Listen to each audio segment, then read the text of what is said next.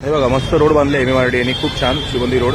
But footpath बघाल तर इकडे अनइवन फुटपाथ आहे, कारण हे आधी जे टाईल्स आहे त्याच्यावरती फुटपाथ गेलाय. आणि हे बघा पाणी तुंब इथेच भरून राहणार, कारण लेवल फुटपाथची वरती आहे. तर हे कृपा करून अवॉइड करा, बिकॉज फुटपाथ जर खाली असतं तर पाणी खाली गेलं असतं. तर हे अनइवन आहे आणि हे this is not good for long run.